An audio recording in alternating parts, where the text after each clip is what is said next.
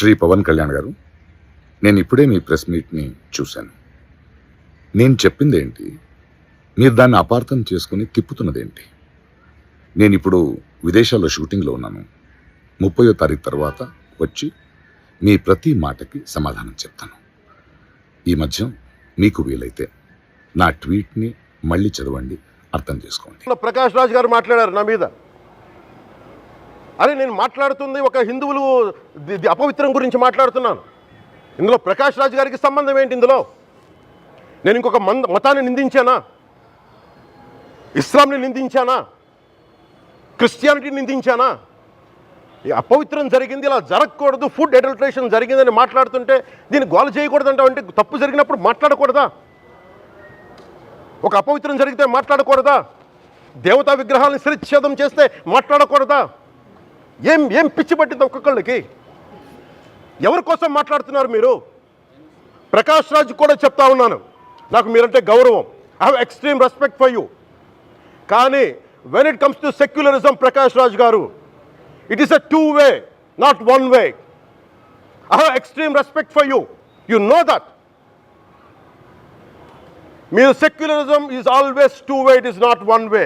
హిందువుల మీద దాడి జరిగినప్పుడల్లా వచ్చి మాట్లాడడం తప్ప,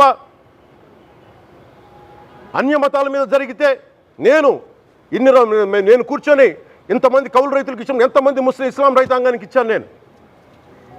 ఇదే ఎన్ని మద్రాసాలకి డబ్బులు ఇచ్చాను నేను, 25 లక్షలు 30 లక్షలు ఇచ్చాను, ఇచ్చినవాడిని నేను. నాకు అన్య మతం ఇస్లాం మీద గౌరవం ఉన్నవాడిని, క్రిస్టియానిటీ మీద గౌరవం ఉన్నవాడిని, చిన్నప్పటి నుంచి కూర్చొని మిషనరీ స్కూల్లో చదువుకున్నవాడిని. నా టీచర్ చెప్పిన సూక్తి, తను తగ్గించుకున్నవాడు హెచ్చింపబడిని చెప్పి బైబుల్ సూక్తిని ప్రతిసారి కోట్ చేస్తూనే ఉంటాను. ఇది నా గౌరవం, ఇది నేను చూపించే గౌరవం. మీరు మాట్లాడితే కూర్చొని నేను పాటించే ధర్మానికి అపవిత్రం జరిగినప్పుడు నేను మాట్లాడకూడదు, మౌనంగా ఉండాలి. సెక్యులరిజంకి విఘాతం అంటే ఏంటి? సెక్యులరిజంకి విఘాతం. నా ఇంటి మీద దాడి జరిగినప్పుడు నేను మాట్లాడకూడదా? నా ఇల్లు 10 మందికి ఆశ్రయం ఇస్తుంది. నా సనాతన ధర్మం అన్ని ధర్మాలకి ఆశ్రయం అయితే దానికి దాడి జరిగినప్పుడు, దాని మీద అపవిత్రం జరిగినప్పుడు దానికి కూడా మాట్లాడకూడదంటే ఏం మాట్లాడాలి మీతోటి? ప్రకాష్ రాజ్ గారు, you have to learn your lessons. I respect you. It's not just Prakash Raj Garu, all the people who thinks in the name of secularism, you're going haywire. Let me tell you guys, we are extremely hurt. Don't make a mockery out of our sentiments. We are deeply, deeply hurt. It's not fun for you, maybe it might be fun for you. It is not fun for us. It's a deep anguish, deep pain. Don't you ever forget. Before you come and think 100 times and talk about Sanatana Dharma. Enough of this. చాలు. ఇష్టానికి మాట్లాడుతూ ఉన్నారు సనాతన ధర్మం మీద. అయ్యప్ప స్వామి మీద మాట్లాడతారు, సరస్వతి దేవి మీద మాట్లాడతారు. అల్లా మీద మీరు మాట్లాడగలరా? మహమ్మద్ ప్రవక్త మీద మీరు మాట్లాడగలరా? జీసస్ మీద మీరు మాట్లాడగలరా? అందరూ కూర్చొని సనాతన ధర్మం మీద, వినాయకుడి మీద జోకులు వేస్తారు, దుర్గాదేవి మీద జోక్స్ వేస్తారు, సరస్వతి దేవి మీద జోక్స్ వేస్తారు. మా మనోభావాలు గాయపడవా? మాకు బాధ ఉండదా? అందుకే నేను ప్రతిపాదించింది ఏంటంటే, ప్రతి దానికి రావలేకపోతున్నాం. సనాతన ధర్మ రక్షణ board is order of the day. ప్రతిసారి కూర్చోబెట్టి మేము డిఫెండ్ చేసుకోలేం. ఇది ప్రతి సగటు హిందువు తాలూకు ధర్మం. ఇదే ఇస్లాం మీద దాడి జరిగితే ఎంతమంది బయటకు వస్తారు, ఎంతమంది నిరసన తెలియజేస్తారు, రోడ్ల మీదకి రమ్మని చెప్పట్ల. కనీసం మీకు కోపం కూడా రాకపోతే మేము ఏం చేస్తాం?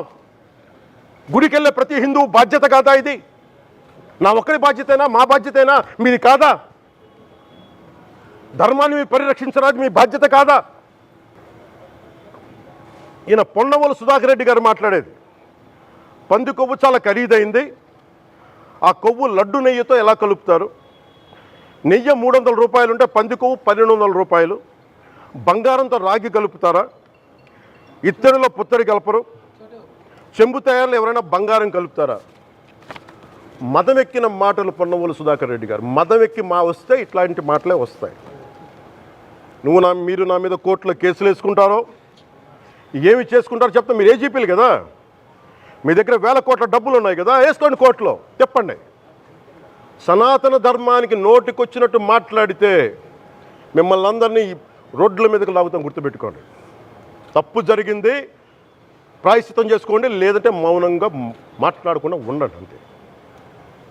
మా మనోభావాలు ఇంకా రెచ్చగొట్టేలా మాట్లాడొద్దు. భూమన కరుణాకర్ రెడ్డి గారు మాట్లాడతాను నేను వెళ్ళి హై డ్రామా, రాజకీయ మనసు ఉన్న వాళ్ళు అత్యంత దారుణంగా ప్రవర్తిస్తున్నారండి. లడ్డు కలుషితమైంది అంటున్నారు. కల్తీ నెయ్యితో తప్పు చేసి ఉంటే సర్వనాశనం అయిపోతాం, రక్తం కక్కుని చచ్చిపోతాం. మీ నాశనం మొదలైంది. రెండోది, అది భగవంతుడికి వదిలేస్తున్నాను. వైవి సుబ్బారెడ్డి గారు విచారణకి రావాలంటే రికార్డులు ఆయనకి ఇవ్వాలంట. మీరు ప్రభుత్వంలో రికార్డులు మాకు ఇచ్చారా? మాకు ఏం మాట్లాడుతున్నారు మీరు? మీరు కూడా విచారణకి సిద్ధంగా అండి. అసలు ఈవో ధర్మారెడ్డి గారు, ఆ మనిషి గాయబ్, ఈరోజు దాకా లేడు ఆయన. ఈరోజు దాకా మళ్ళీ కనిపించలా. ధర్మారెడ్డి గారు, నేను మిమ్మల్ని చూశాను ఆ రోజున. నేను దర్శనానికి వచ్చినప్పుడు మీరు అందరూ ఎలా ప్రవర్తించారో నాకు తెలుసు, నేను చూశా. తిరుమలని ఇష్టారాజ్యంగా చేశారు, అది వ్యాపార కేంద్రంగా చేశారు, ఆధ్యాత్మిక కేంద్రం నుంచి పర్యాటక కేంద్రంగా చేశారు అది.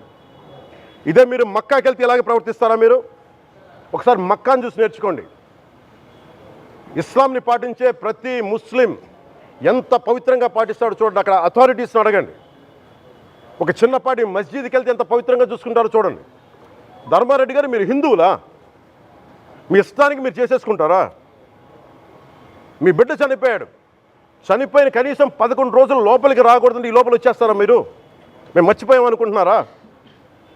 ఆగమ శాస్త్రం చెప్పింది మీకు ఇదేనా? అంటే గవర్నమెంట్ ఉద్యోగులు అయితే ప్రభుత్వం మీ నియమిస్తే మీ ఇష్టానికి చేసేసుకుంటారా? మాకు బాధలు ఉండవనుకుంటున్నారా?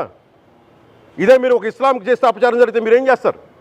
బయట రోడ్ల మీదకి వచ్చి మీరు కూర్చోబెట్టి దాన్ని పొలిటికలైజ్ చేస్తారు. మీరు పొలిటికలైజ్ చేస్తారు. నేను నిజంగా చెప్తున్నా, జగన్మోహన్ గారికి కూడా చెప్తున్నా,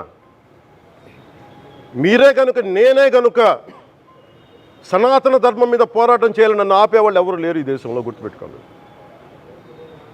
నేను కనుక సనాతన ధర్మం కోసం నేను పోరాటం చేస్తే చచ్చిపోవడానికి సిద్ధం నేను.